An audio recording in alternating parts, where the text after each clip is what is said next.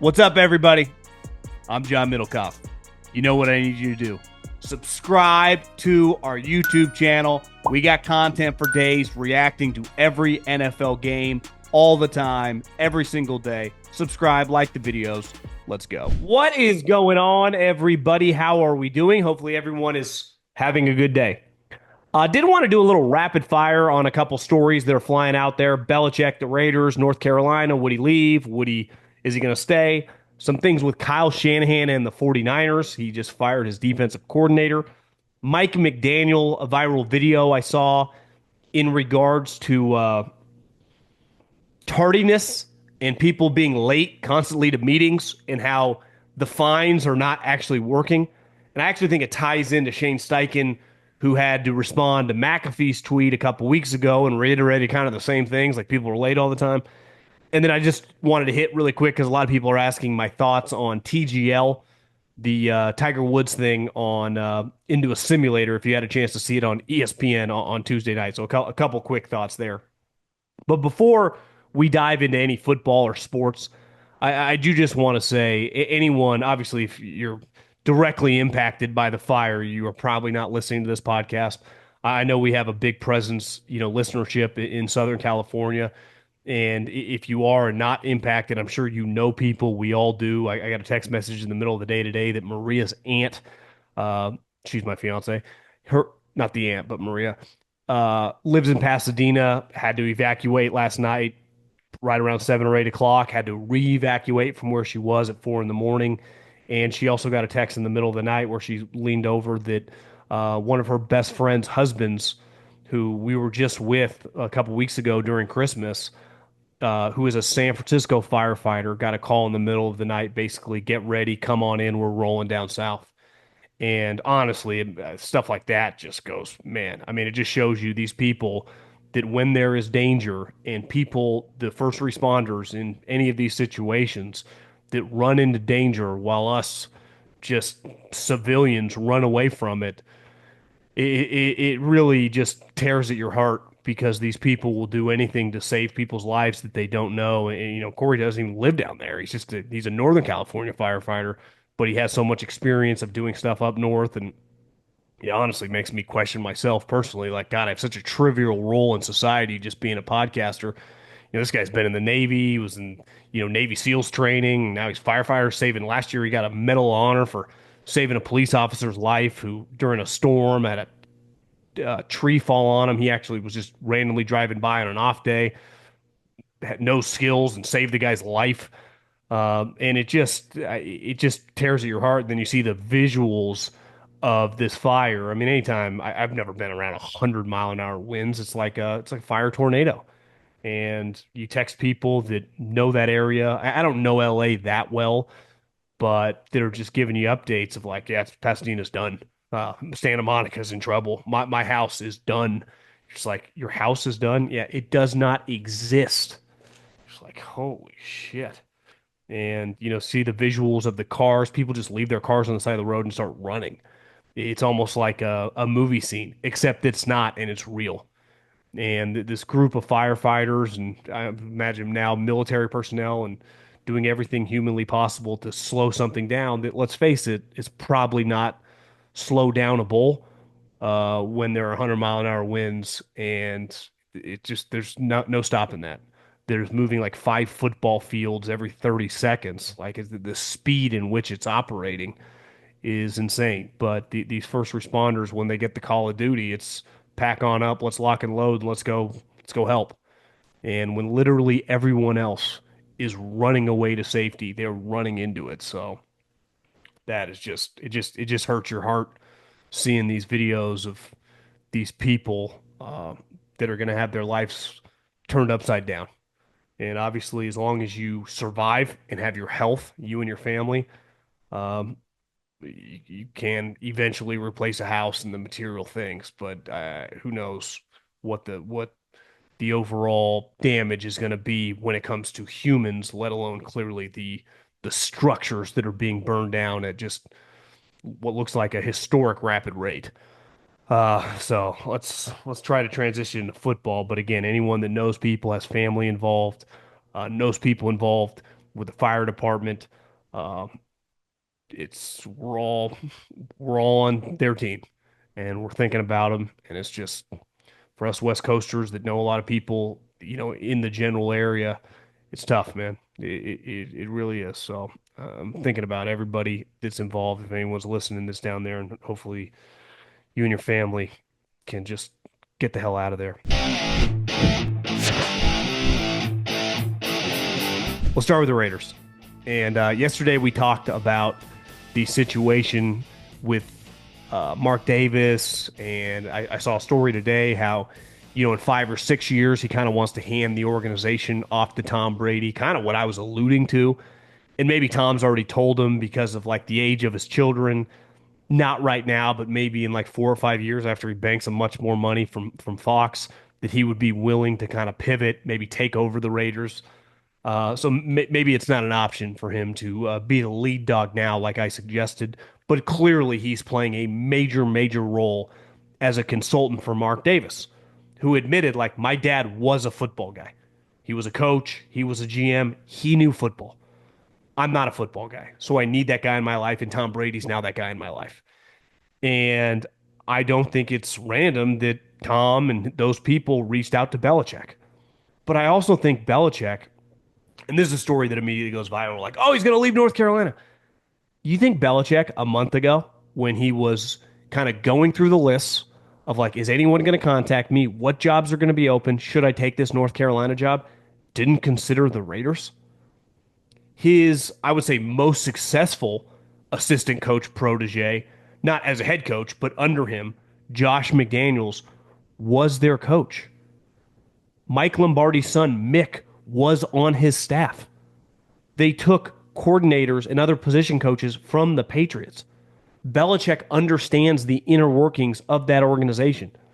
Even if that was pre Tom Brady, it's pretty clear not much has changed. I also think they don't have a quarterback and they don't really have a path to one. So when I read Diana Rossini, like, yeah, he doesn't have that much interest because he knew a month ago that this job was going to be open and that, the guy he's most associated with when it comes to football is now there and surely would pick up the phone and give Bill a buzz. Who knows? Maybe they talked about it a month ago. I'm like, yeah, I'm not taking the Raiders job. Because one, if you're Bill, like it could go really poorly. You're in a division with great head coaches. You have no quarterback. You're not drafted in the top five. It's not a great quarterback draft. There aren't many free agent options. And we saw Bill when Tom Brady left and they were just kind of in quarterback hell. It did not go well. And I think my educated guess would be that he thought this one through a month ago about specifically this team and would he be interested. He has too many inside sources and too much knowledge of everything that's gone on in that building for the last 4 or 5 years. To have no interest is not surprising. Kyle Shanahan fired his defensive coordinator, and it did not go well. Now, he did the classic, really likes the guy, fires him, and is like, well, you could be our special teams coordinator. We just don't want you to be the defensive coordinator. We can't have you playing that role because that role is more important. We'll let you be the special teams coordinator. You can stay if you want, which is like, so I'm not good enough for you. You want me to stay because you like me personally. Always a weird situation. I would imagine the guy eventually leaves to another staff. But I don't blame them last offseason for firing Steve Wilks. Why? Because their two best players, Nick Bosa and Fred Warner, did not believe in the guy. Then they got into the position where they needed a defensive coordinator, and they didn't have many options. And the guy he really wanted last year, Jeff Ulbrich, he couldn't get. And guys like Robert Saleh were not available. So now he looks at the landscape and he goes, well, Sorensen's not good enough. And I got Robert Saleh. I got guys like Lou Amaruno just sitting out there, let alone Jeff Ulbrich is just available. So, yeah, we're going to pivot. And here's a reality. Kyle Shanahan, when he took the job, was like infatuated with the Pete Carroll, Dan Quinn, Gus Bradley scheme. Partly, I think, because he had gone against it over the years as an offensive coordinator. And as the Falcons offensive coordinator, when Dan was on the staff, went up against it every day in practice. So he thought highly of it. And they went all in on the scheme in terms of zone defense with the DBs and all in on the pass rush, which I'm never again going all in on the pass rush. But things have changed. And I think it's fair to say that, like, you can't just run that defense anymore. You have to have other pitches. You can't just throw the fastball every single time and expect to get the same results when you don't have all time great players. Part of Seattle's defense in its heyday was they had Richard Sherman, Hall of Fame corner. They had Earl Thomas, Hall of Fame level safety. They had Cam Chancellor, one of the hardest hitting DBs you've ever seen. They had Bobby Wagner, Hall of Fame linebacker. They had KJ Wright, who would break you in half. And then they had countless pass rushers all over the place. They could rush you inside, they could rush you outside. Also, those guys could play the run, and clearly their two linebackers could tackle. In the heyday of the Niners, they had the same thing. They were good on every level. Well, some Niner defense is not going to be as good. So you got to be multiple, and you can't just expect we're going like wide nines and we're just rushing the passer. Well, then we're going to run it right down your throat. And if we get a body on Fred Warner, we're getting 10 yards. So I think he had to look in the mirror and go, this isn't good enough. We got to pivot. And I saw a story today from Josina Anderson that they're all in on Robert Saleh. Like, I think the 49ers got to think a little bit outside the box. Rehiring Robert Saleh, who is a good defensive coordinator, but does something very, very specific, is what you used to like. Well, your personnel might not be the same anymore. And maybe it's smarter to kind of think a little differently and challenge yourself. Because hiring Robert Saleh is like what Belichick always did. Kept hiring the same guys because they were the guys he knows. And it works as long as you got Tom Brady leading the charge with you. But if you don't, and the 49ers definitely do not, like, I would entertain everyone on the open market. Gus Bradley would not be hireable. I would definitely interview Lou Anarumo, who just got fired from the Cincinnati Bengals, who just a couple years ago was viewed as one of the best defensive coordinators in the league. So, and I would imagine that's what the 49ers do. And if they hire Brandon Staley, I might just quit them as a team. Now, big picture. We can argue till we're blue in the face, and we eventually will whenever the numbers come out. But the 49ers are signing Brock Purdy. Brock Purdy is going to get a long-term contract from the 49ers. That's not an opinion, that's a fact. And I don't know what the number is going to be. We can only wait to see. Could be $140 million, could be $200 million. I am prepared for anything. But the one thing I do know, and they reiterate it when John Lynch and Kyle Shanahan talked today, Brock Purdy's going to sign a contract with the 49ers. So with that just being a fact, and we could argue when the numbers come out, is it crazy or is it not? But he's going to be the quarterback. And for him to be a high-end player for the team as well, this is not Patrick Mahomes. This is not Josh Allen. This is not Lamar Jackson. He's never going to be able to put the team on his back. He can play well when he's loaded up with other players. And luckily, the 49ers have the 11th pick in the draft. And when you have a high pick, that also means you have a high pick in the next round, pick 43. The 49ers, for whatever reason, crush the third day of the draft. It feels like they get half their starters starting in the fourth round through the seventh round. But high in the draft, they have been very, very hit or miss. If they want to sustain this team, which is very old and highly priced, they're going to have to hit a couple home runs in the first three rounds. Whether that's the first round pick, the second round pick, and not the third round pick, whether that's the second round pick and the third round pick, however you get there. But of those top three picks, which is pick 11, pick 43, and I think pick 73 or 75, you're going to have to get two impact starters with those picks. No ifs, ands, or buts about it.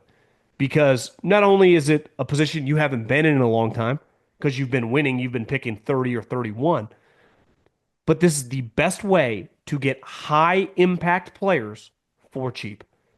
And if you tell me the 49ers are going to sustain winning after this season, right, like starting next season and for the next several years with Brock Purdy under a big contract, I will say that they have a massive, massive, impactful draft. If you tell me this draft doesn't go well, I would probably tell you it's the beginning of the end for Kyle Shanahan because you don't get these opportunities too often. And once you got a highly priced quarterback, you know, the Bills, the Ravens, the Chiefs, like they never get these opportunities. Like they paid their guys and they just kept winning big. And they just kept drafting somewhere between 25 and 32. Now, if you gave them high picks, I think based on their history, you'd feel pretty confident they would hit some home runs. And the 49ers, for whatever reason, beside when it's laid into their lap, like Nick Bosa, which I'm sorry you don't get that much credit for when you draft number two. They once famously had the 13th overall pick when they traded for DeForest, or they traded DeForest Buckner to the Colts. They could have taken Tristan Wirfs. They traded back a pick. Jason Light took Wirfs, and they took Javon Kinlaw. That was a disaster. And obviously, the Trey Lance thing derailed first round picks for essentially 3 straight years because Trey Lance is an all time bust. I mean, he's barely a third stringer in the NFL 4 years into his career, and he was a third overall pick. And then it cost him first round picks the next 2 years. So massive, massive offseason for the 49ers. And this is why you get paid the big bucks. You got to make these picks count because you hit on 2 out of 3 of these guys, all of a sudden you get, you know, an extra Debo Samuel, an extra Fred Warner, an extra Trent Williams. Like this is your opportunity. For shitty as the season was, and 6-11, when you have Super Bowl expectations, doesn't get much worse. But these next couple months to me are going to define 25, 26, and 27. NFL playoffs. We're talking about the NFL playoffs. You bet we are. Get in on the action at DraftKings Sportsbook, an official sports betting partner of the NFL. Scoring touchdowns is a key to winning in the NFL playoffs. And the key to you scoring big is betting on them at DraftKings, the #1 place to bet touchdowns. Ready to place your first bet? Try betting on something as simple like a player to score a touchdown. Go to DraftKings Sportsbook app and make your pick. Here's another reason to watch your favorite players crush it in the playoffs. New customers bet $5 to get $200 in bonus bets instantly. Score big during the NFL playoffs with the DraftKings Sportsbook. Download the DraftKings Sportsbook app. Use the code JOHN, J-O-H-N. That's code JOHN for new customers to get $200 in bonus bets instantly when you bet just $5. Only on DraftKings Sportsbook. The crown is yours. Mike McDaniel made some comments yesterday, essentially saying that the fine system that the NFL implements, right? You can fine people for all sorts of stuff, wearing the wrong socks to practice, to showing up late. And showing up late for most of us, right, on a job, with our significant others, with our friends, gets you people ribbing you or whatever. But if you have something really, really important to your wife, to your parents, to a business partner, to your boss, you would never be late. And I would say most high level people in serious situations, whether it's personal or professional, are on time. Even people that you would say are consistently late to most things, when they take something seriously, they will be on time. And I think if you looked at like the Chiefs, the Harbaugh brothers, I'd say Tomlin, but the Steelers take so many knuckleheads that it's been proven over the years that they deal with a lot of stuff. And it's not a reflection of Tomlin. It's more of a reflection of the guys they draft. But I would say Sean McVay. I'd say Kyle Shanahan. It's human nature. Every once in a while, something's going to happen. You might be late. It's literally happened to everybody. Vince Lombardi was probably late to a meeting once in his life. But if you tell me that fines aren't working and consistently we have these issues, Shane Steichen talked about this a couple weeks ago. That then is a reflection of Mike McDaniel and Shane Steichen. Because eventually, if a guy just shows late over and over, they don't respect you.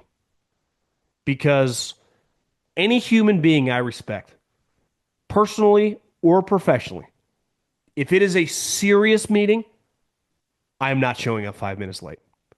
I would say that's one of the, if not the greatest, middle finger of my level of viewing importance of your time. I don't care. And when you get a situation like football that is so strict in terms of its time requirements, at the beginning of a week, all these players get a mapped out, some minute by minute, some 10 minute by minute, some hour by hour, where you're supposed to be, at what time, when, and where. All these guys know. It's very militaristic that way. And when I see that Mike McDaniel and Shane Steichen are having issues, like, there is no disputing that Mike McDaniel and Shane Steichen are smart coaches. They know what they're doing with a pen and a whiteboard, X's and O's. They can scheme and draw guys open.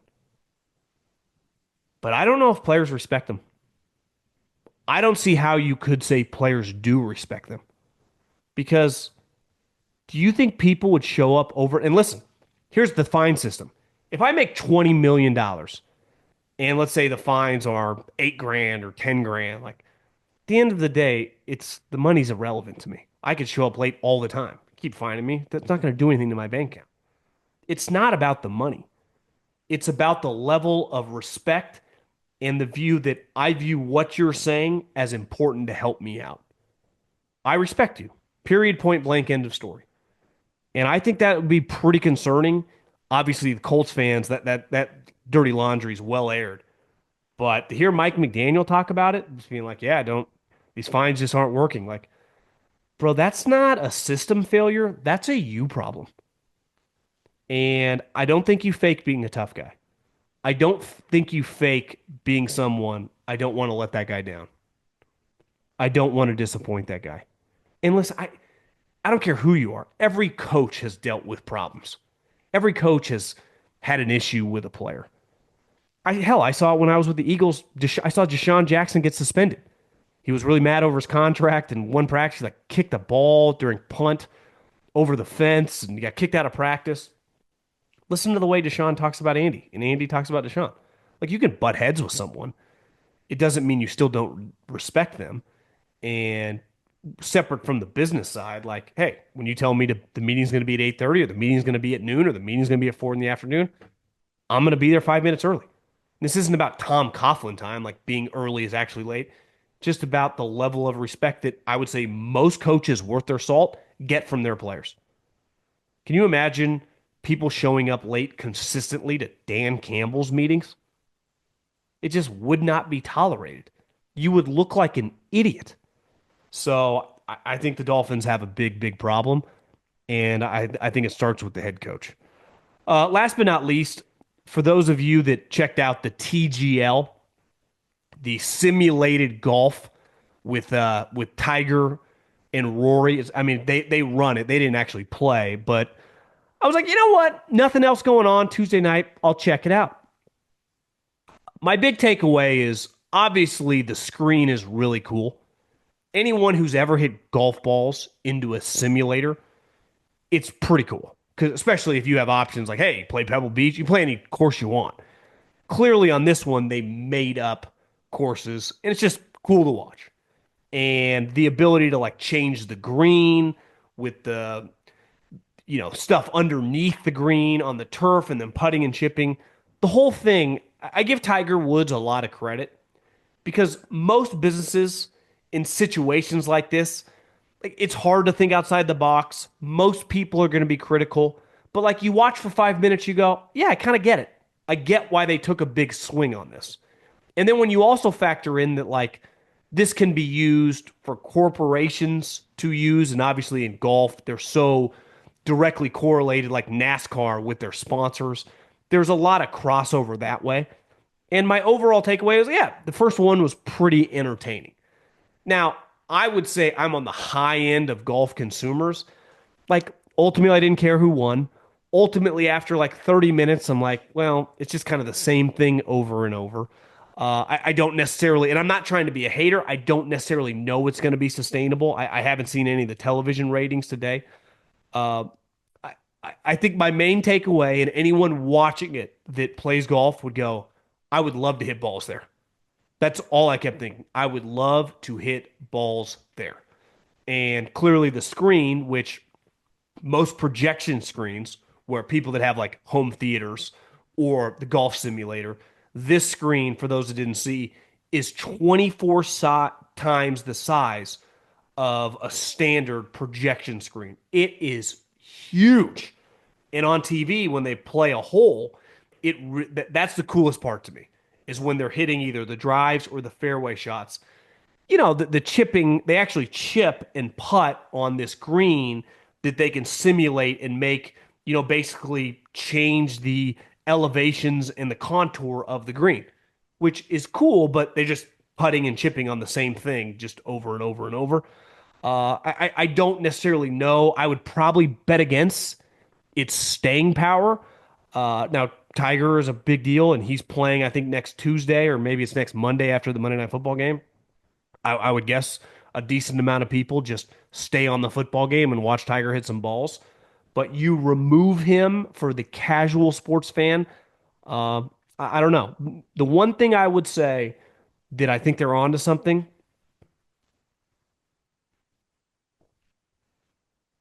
the youth really likes anyone with younger children knows that people, it's very popular to watch others play video games, which is something that didn't exist in my generation. You just played video games. Now, when I was growing up, we didn't have YouTube or whatever, but it's obviously very, very popular right now. To Twitch is massive to watch others play video games. And there's an element of this that I would say parallels that a little bit with the video element. That it feels a little video gamey, which I think can be a positive. Uh, Now they can still tweak things and kind of add things. I think there's only so much you can do, and unless Tiger's playing every single week, separated from this initial pop, it'll be interesting how much longevity this thing has. Though, like golf's a niche sport, and to get put on ESPN in a prime time spot is pretty valuable. And I think a lot of random people that the popularity of just us civilians playing golf has really, really grown over the last 3 or 4 years. More people just go to the driving range, more people play at local munis than ever before. So maybe you are more inclined to watch that. It's just kind of fun. It's light, it's loose. Everyone's smiling. Hard to tell because they're not actually wearing uniforms, they're just wearing similar colors. But with their own sponsors. So we got some strides to make there. But I would say overall, there's no disputing that I would say it was pretty successful. And I think there are definitely way more cool elements to this than a bunch of negative stuff surrounding it. I think if you're just being realistic, you go, is this thing going to be around for years? The actual building that they built 100% will.